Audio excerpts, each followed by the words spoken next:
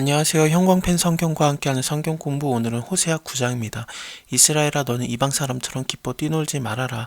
너가 행음하여 네 하나님을 떠나고 각 타작마당에서 음행의 값을 좋아하였느니라. 이 타작마당에 대한 얘기가 계속 나오는 걸 보면은 뭐 술틀에 대한 얘기도 나올 때 추수 때를 얘기하는 겁니다. 추수 때 이방 사람들이 자기들이 섬겼던 바알신, 아세라신, 결국에는 풍요의 신, 돈신이에요. 돈신에게 기뻐 뛰놀면서 축제 같은 걸 벌였거든요. 그러지 말라라는 겁니다. 왜냐하면 너네는 하나님 섬기는 자들 아니냐. 우상 섬기는 자들과 똑같이 기뻐 뛰놀고 그러면 되겠느냐.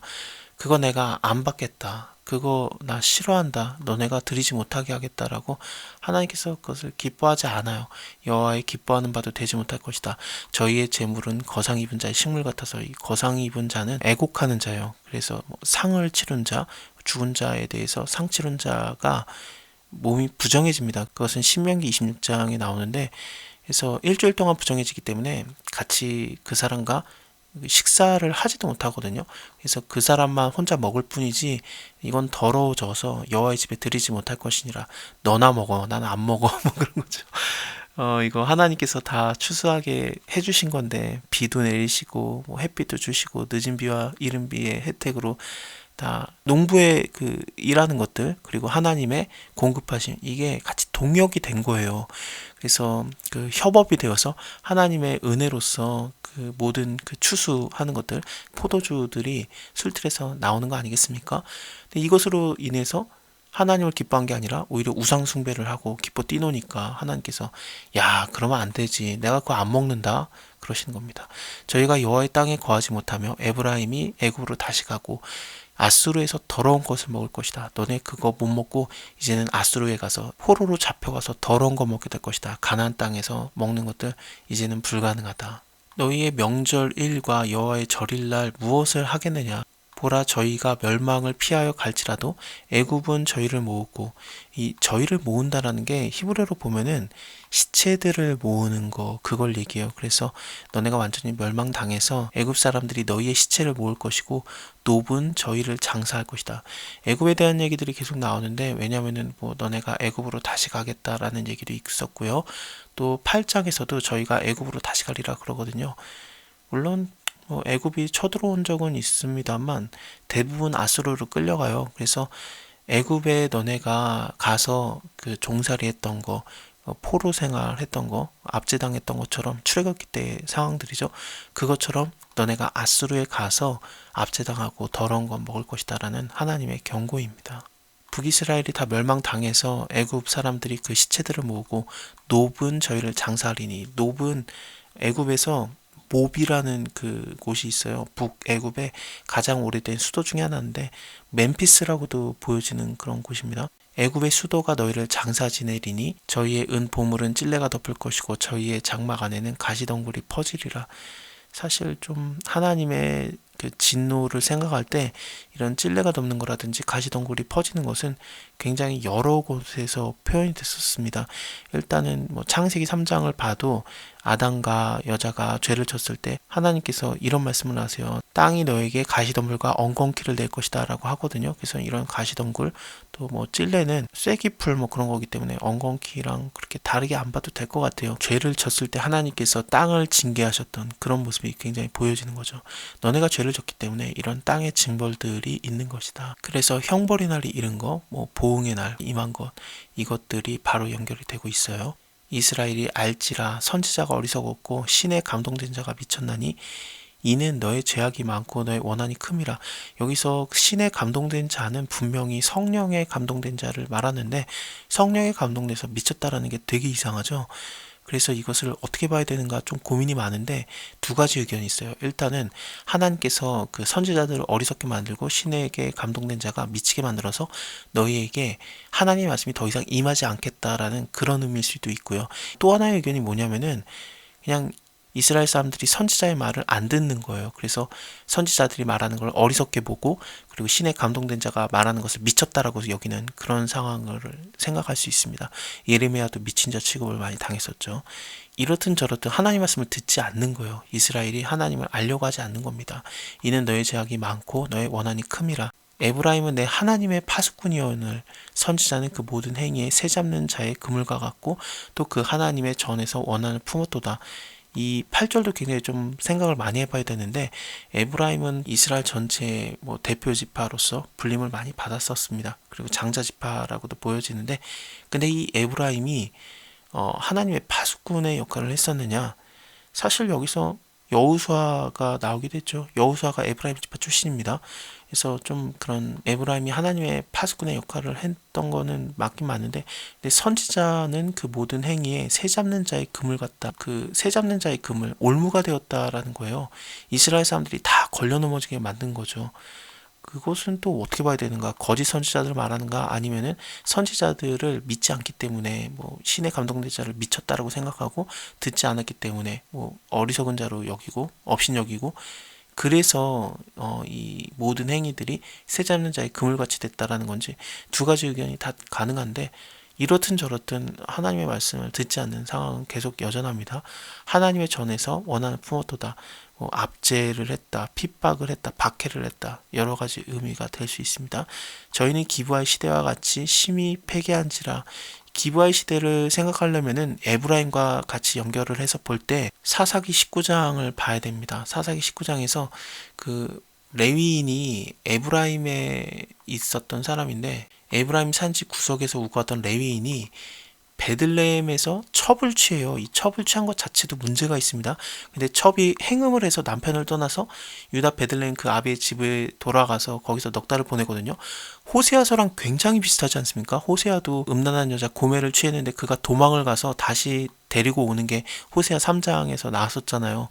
그게 굉장히 연상이 돼요. 그래서 결국에는 데려왔을 때 다시 돌아오는 길에 무슨 일이 일어나냐면은 그 기브아에 머물게 됩니다. 우리가 어디서 밤을 보낼까? 그래도 그래 그 우리나라 영토인 기브아에 가서 유숙해야 되지 않겠느냐. 여부스 사람의 땅으로 들어가지 않고 기브아로 들어가거든요. 근데 그곳에 들어갔을 때 무슨 일이 생기냐면은 이 비류들이 와요. 그 성읍에 불량배들, 뭐 깡패들 같은 자들이 와서 이 노인에게 이 레위인과 그 첩을 영접해준 노인에게 가서 말하는 거죠. 너희 집에 들어온 사람 끌어내라.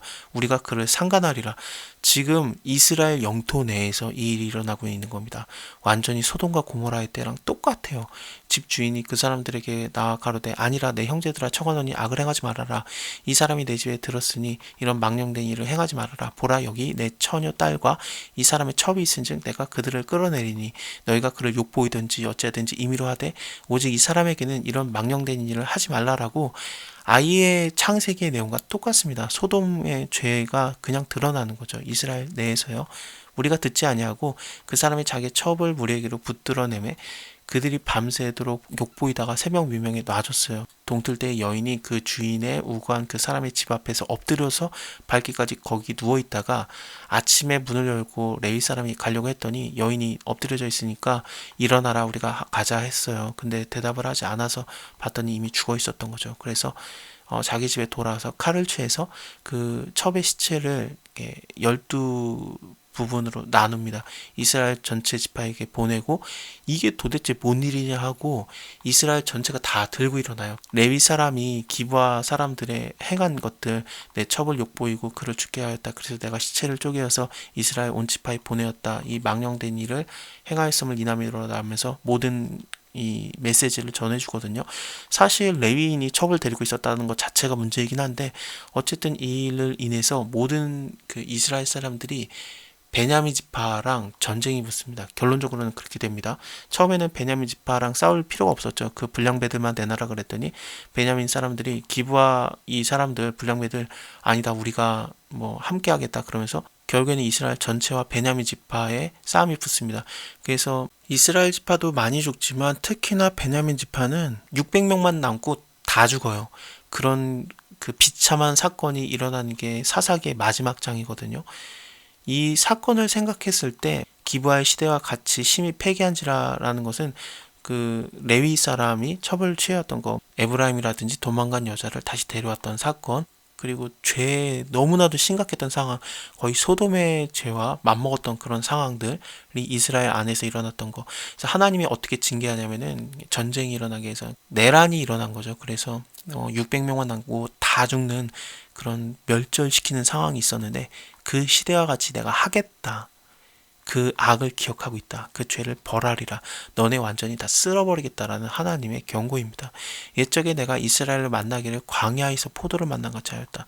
광야는 뭐 포도를 만나는 게 너무나도 어렵죠. 그래서 이게 얼마나 기쁘겠어요. 내가 포도를 광야에서 만났다니 하면서 기뻐하시고 너희 열조 보기를 무화과 나무에서 처음 맺힌 첫 열매를 본같이 했는데 니네가 바알볼에 가서 부끄러운 우상에게 몸을 들임으로 민수기 25장을 보면은 그 바알볼에서 이스라엘 사람들이 하나님께 진노를 사요. 왜냐하면은 모압 여자들과 같이 음행하기 시작했었거든요. 여호와께서 모세에게 이르시되 백성의 두령들 지도자들을 잡아서 태양을 향해서 여호와 앞에서 목매달아라.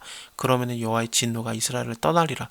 이렇게 돼서 바알볼에 부속한 사람들 그들이 많이 죽었어요. 그런 상황이었는데 또 미디안 여인을 한 명이 또 데리고 와가지고 동침을 하는 그런 일이 있었던 거예요. 제사장 아론의 손자 엘르아살의 아들인 비느하스가 그걸 보고 창으로 갖다 꿰뚫어가지고 둘을 한 번에 죽이거든요. 그 일이 있을 때 하나님께서 그가 나의 질투함으로 진투해서 나의 분노를 멈추겠다. 이 일로 하나님의 분노가 멈춥니다. 어쨌든 이것 때문에 전염병으로 죽은 자가 2만 4천 명이나 됐었어요. 다시 호세아서를 보면은 바알볼의 사건도 모압 여인과 이스라엘 자손들의 음행함이라든지 모압 여자와 동침한 게 단지 그냥 육체의 동침, 육체의 음란을 얘기하는 걸 더 뛰어넘어서 바알볼, 그러니까 신들을 섬기는 우상 숭배하는 자들과의 연합을 얘기했던 거예요. 그것을 굉장히 좀 하나님이 싫어하시고 전염병으로 2만 4천 명이 죽던 일이 있었는데 너네가 너무나도 우상 숭배를 많이 하고 있다. 바알볼에 가서 부끄러운 우상에게 몸을 들임으로 저희의 사랑하는 우상과 같이 가증하여졌다. 에브라임의 영광이 새같이 날아가리니 해사남이나 아이뱀이나 잉태함이 없으리라. 혹 저희가 자식을 기를지라도 내가 그 자식을 없이 하여서 한 사람도 남기지 아니할 것이라. 내가 저희를 떠나는 때에는 저희에게 화가 미치리로다. 내가 보건대 에브라임은 아름다운 곳에 심긴 두루와 같으나 그 자식들은 살인하는 자에게로 끌어내리로다. 여호와여 저희에게 주소서 무엇을 주시려나이까. 청컨대 배지 못하는 태와 저도는 유방을 주시옵소서. 왜냐하면은 그 하나님께서 이 세대들 너네 다음 세대들을 내가 다 멸절시키겠다 그런 식으로 말하고 있기 때문에 아예 호세아가 기도하는 내용이 뭐냐면은 그들이 그냥 그 2세들을 태어나지 못하게 하소서. 저희의 모든 악이 길갈에 있으므로. 길갈이라는 곳은 이스라엘 사람들이 출애굽을 한 다음에 요단강 건넜을 때 이 길갈에서 할례를 받아요. 2세들이. 그리고 나서 여리고 무너뜨리고 들어가는 거 아니겠습니까? 가나안 땅 약속의 땅으로. 근데 이 길갈에서 이제 죄를 행하고 있었던 거죠. 하나님과 언약을 맺었던 2세들이 하나님과 언약을 맺었던 장소 이 길갈이 오히려 악을 행하는 장소가 됐던 겁니다. 4장 15절을 보면은 이곳에서 죄를 졌다라는 게 분명히 드러납니다. 이스라엘아 너는 행음하여도 유다는 죄를 범하지 말아야 할 것이다. 너희가 길갈로 가지 말아라. 베다윈 베델입니다. 거기를 올라가지 말아라. 여호와의 사심을 가리켜 맹세하지 말지어다. 라면서 이 길갈이라는 곳이 우상 숭배하는 장소로 굉장히 유명해졌던 겁니다. 12장을 봐도 마찬가지인데요. 12장 11절을 보면 길갈에서는 무리가 숫송아지로 제사를 드리며 그 제단은 바디랑에 쌓인 돌무더기 같도다. 이 길갈이 죄를 짓는 우상 숭배하는 장소로 변했습니다. 2세들이 약속의 땅 가나안 땅에 들어와서 하나님과 언약을 맺었던 장소가 이제는 이곳에 죄가 가득하기 때문에 하나님께서 아예 그 2세들을 없애버리겠다. 자식들을 다 내가 낳지 못하게 할 것이다. 호세아가 기도하는 것도 그러면은 주님 이거 주시옵소서. 청컨대 배지 못하는 태와 젖없는 유망을 주시옵소서. 저희의 죄가 길갈에 있으므로 내가 거기서 저희를 미워하노라. 그 행위가 악함으로 내 집에서 쫓아내고 다시는 사랑하지 아니하리라. 그 방백들은 다 패역한지라. 에브라임이 침을 입고 그 뿌리가 말라 과실을 맺지 못하나니 비록 아이를 낳을지라도 내가 그 사랑하는 태의 열매를 죽이리라. 저희가 듣지 아니하므로 내 하나님이 저희를 버리시리니 저희가 열국 가운데서 유리하는 자가 되리라. 자, 오늘은 여기까지 보고요. 다음에 10장 이어서 보겠습니다. 감사합니다. 다음에 뵐게요.